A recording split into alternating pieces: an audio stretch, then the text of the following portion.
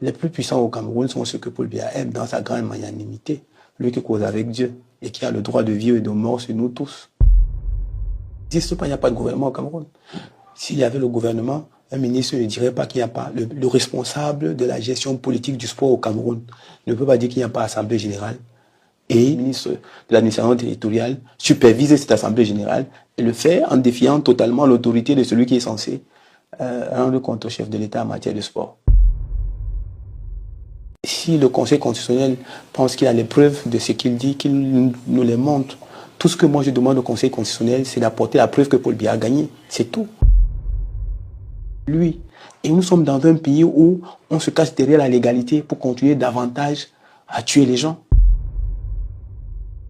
Mais quand moi je dis que Issa Chiroma Bakary a gagné, on me demande d'apporter les preuves. Mais vous, quand vous dites que Paul Biya a gagné, on ne demande à personne d'apporter les preuves. Vous avez le droit de dire que Paul Biya a gagné et de ne donner aucune preuve à personne.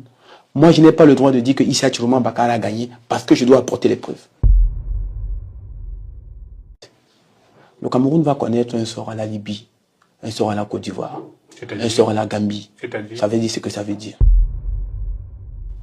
Au moment où on interpelle Anissé Ikane, qu'on le déporte de Douala pour Yaoundé, quelle est la procédure judiciaire qui a été respectée? Est-ce qu'Anissé Ikane a été convoqué? Est-ce qu'il a reçu un mandat d'arrêt?